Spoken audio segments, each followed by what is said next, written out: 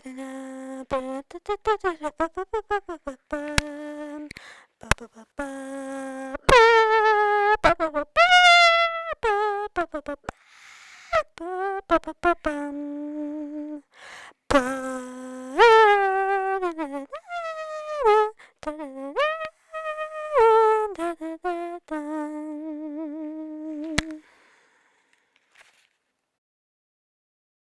week ago today, the Rise of Skywalker was released, and I need to talk about it. I'm going to sit in this parking lot and talk about the Rise of Skywalker because I don't have very many people to talk about Star Wars with, and I need to get my opinions out there because I'm very frustrated with the movie. And I know no one's going to watch this, but I just feel like maybe if I talk about it and put it online somewhere, I'll feel better about it. I'm a sequel person. I love the sequels. I love the sequels so much, but this movie,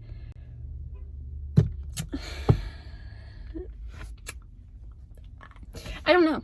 I don't know. I'm going to talk to you today about what I have written in this little notebook here. I'm just gonna sit here and rant for like 20 minutes and then I'm gonna go about my day. I guess I should first start out by saying I don't hate the movie. Like, people are just tearing it to shreds, and some people are too nitpicky. Like, it's literally getting the same backlash that The Last Jedi got, but for different reasons. I walked out of the theater very happy. It was fun. That's what I'll start with. I'll start with, on the surface level, it's a great Star Wars movie. At the surface level, it feels like a Star Wars movie. It's fun, it's entertaining. Every scene has a purpose. Every scene is funny, has a driven plot. It drives, I'm not good at voicing my thoughts, but it drives the plot forward. It flows very well. The story, however, that it's telling is the issue here. The actual story, what happens in this movie is the problem, and that's why I'm upset. I'm upset because this movie is obviously not only the conclusion of the trilogy, but it's been marketed as the final conclusion of this saga that's been going on for, 40 some odd years, 42 years, I believe. And it's just not that. They tried too hard to pander to all the people who hated The Last Jedi, and in doing so they just messed with the plot and the story, and it messed up the movie. I don't know if anything what I said just makes sense, so I'm gonna return to my notes, and I'm just gonna go down the list here. So yes, the story is messy. It's messy. It has a pretty straight plot, but if you think about all the little things that happened, it's messy, it seems unplanned, and I'm talking about the trilogy as a whole. It seems like they pulled Palpatine out of nowhere. They should have hinted at him in The Last Jedi at least. Palpatine should have been hinted at from the very beginning, whether it was obvious or not.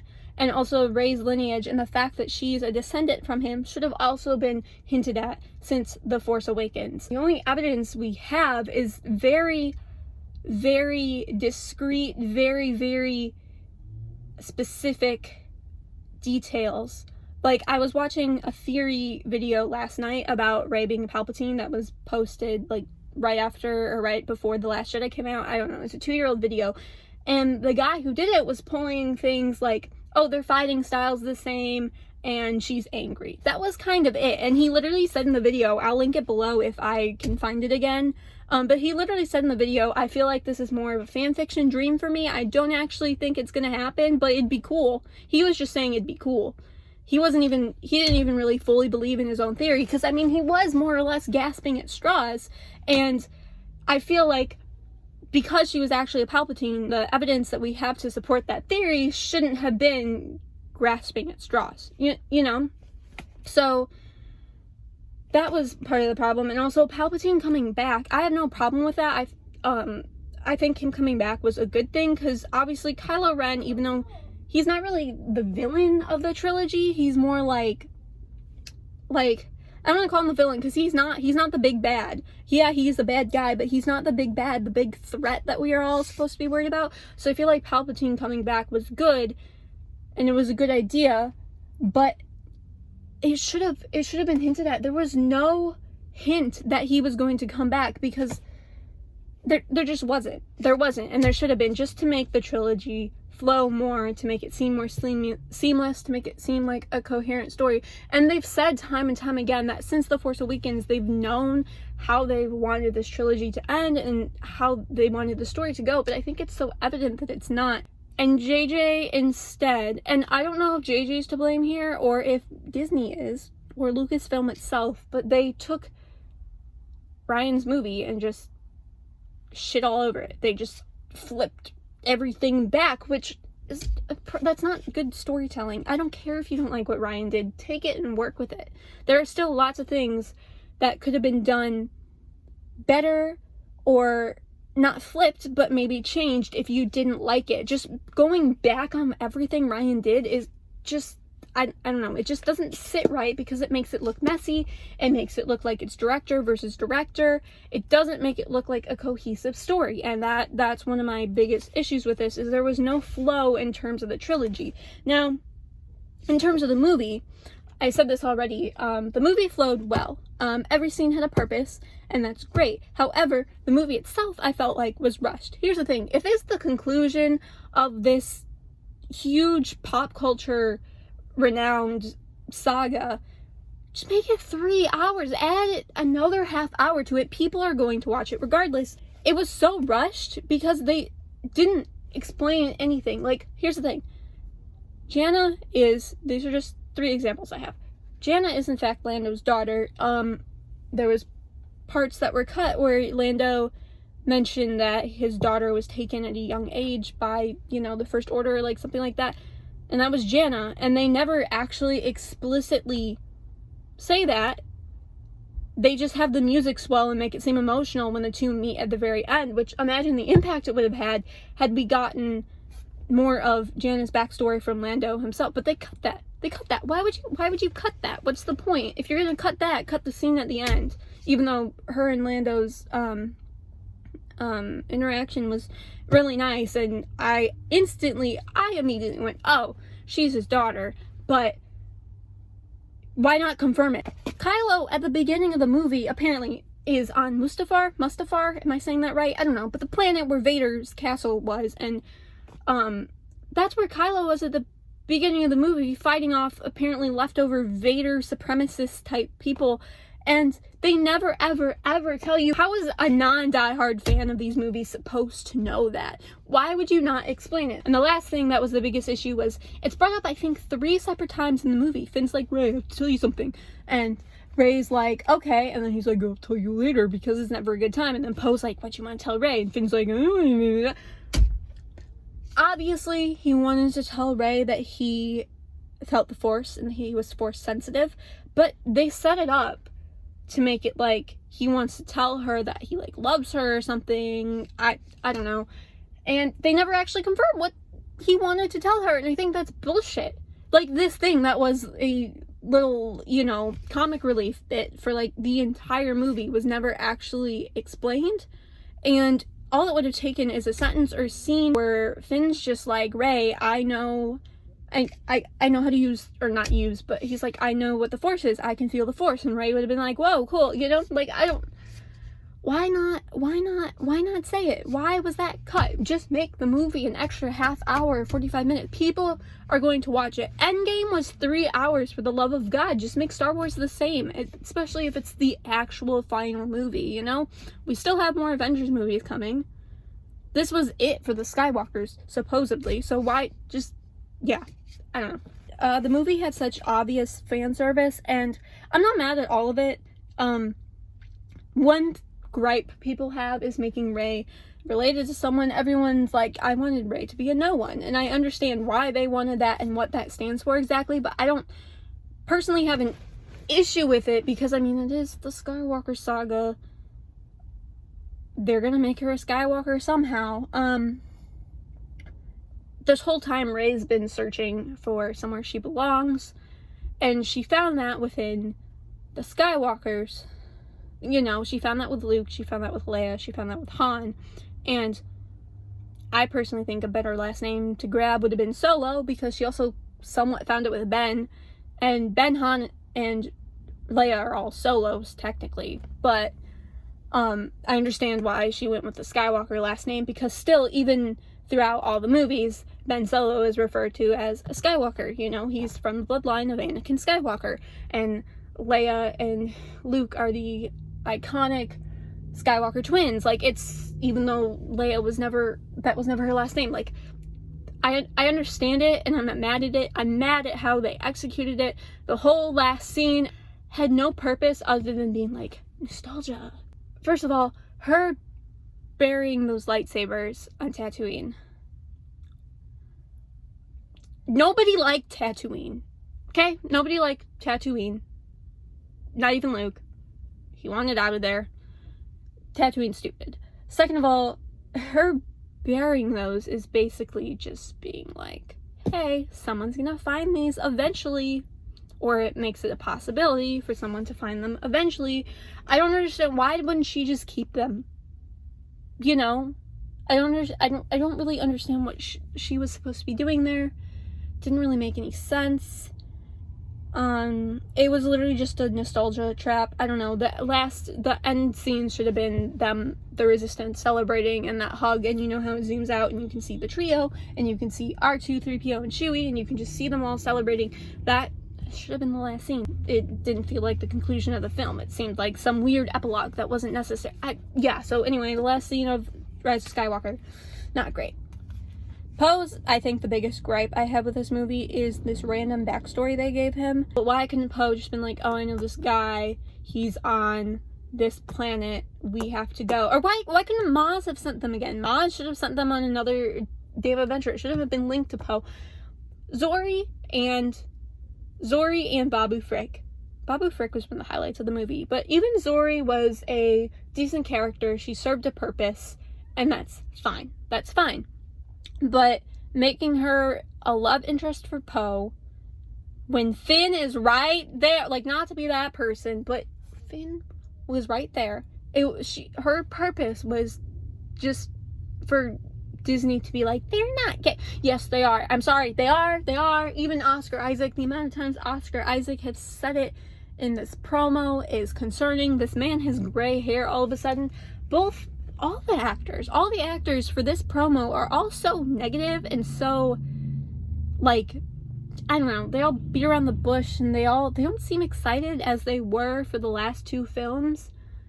That concerns me. Something happened that we don't know about, but, like, giving Poe this whack-ass girlfriend just to be like, oh, he's not gay. What was the point? And also making him a spice runner, which is apparently a drug dealer, which doesn't really sit right considering he's a lead Latino.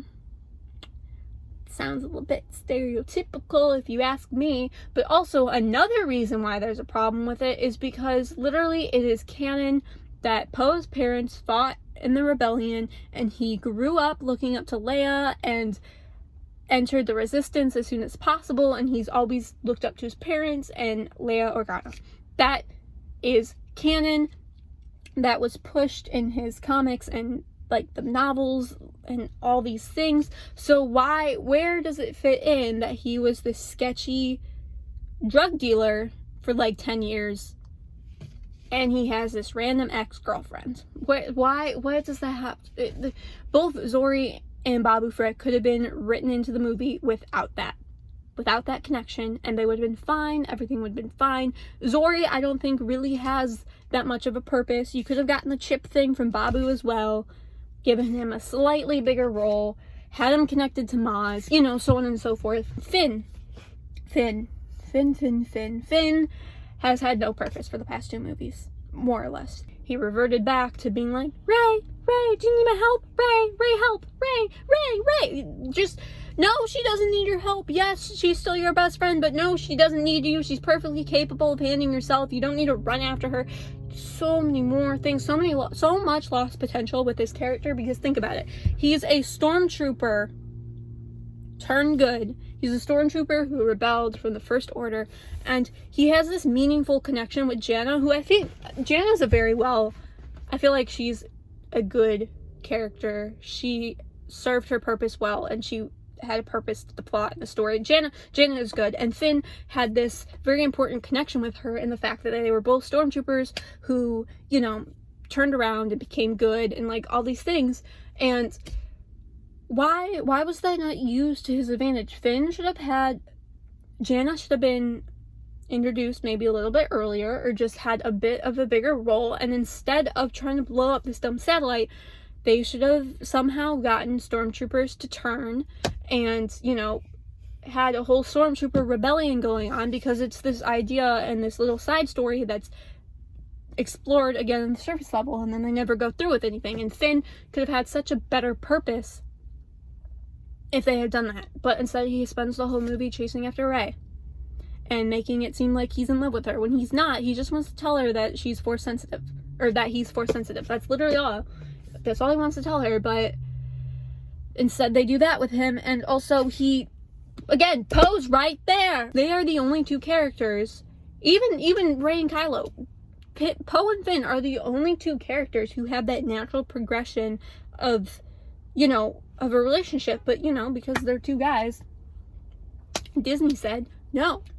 Ben, I felt like, had the best storyline in this movie. Though his turnaround was quick, like him turning good was quick, I felt like he had the most going for him. I felt like they make this whole big deal about, I'm okay with Ben dying. I felt like it was, you know, it was a good wrap up for his character.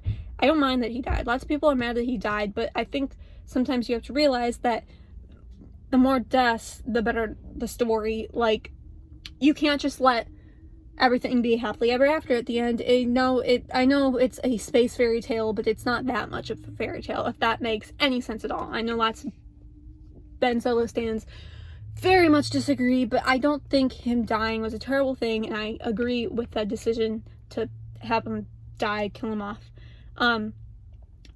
My issue with Ben's story is simply the fact that I felt like he should have been utilized more. Does Ben Solo even say anything? Like, think, once he turns from Kylo to Ben, you know, he has the confrontation with Han. Does he say anything other than ow? I don't think he does. He should have appeared more after that. They make this whole big deal about bringing balance to the Force and how Rey and Ben are one and the same.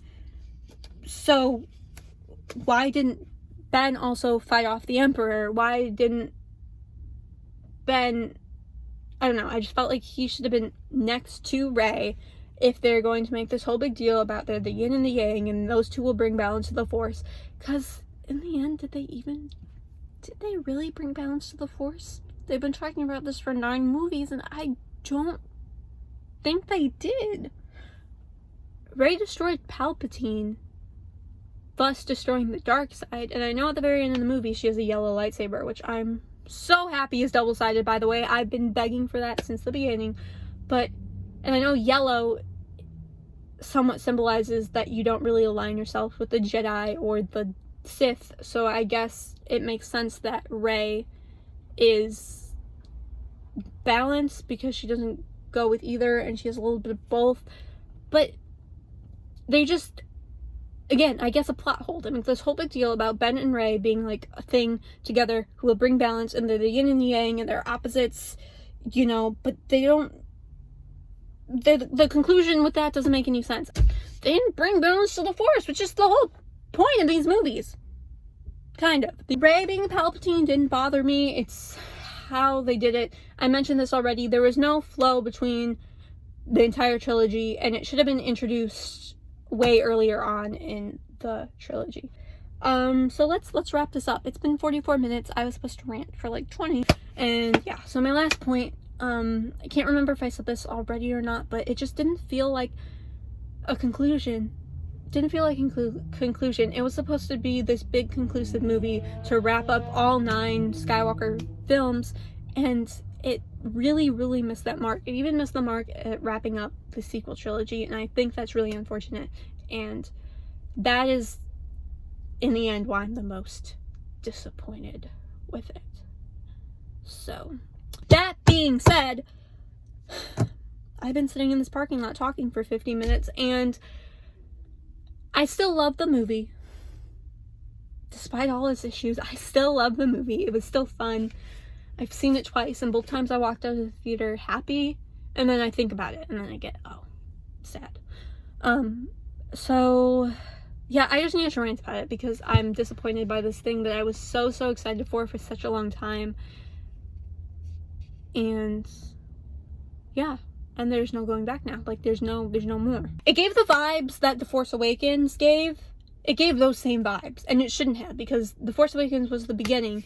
This was the end. It should not have felt so similar to The Force Awakens in terms of the vibes that it was giving off. But it did, and that's unfortunate. But, oh well. So yeah, there's my rant. I hope it made sense. It's been 50 minutes of incoherent rambling about Star Wars. I'm gonna go get some Starbucks and clean out my car now. Bye!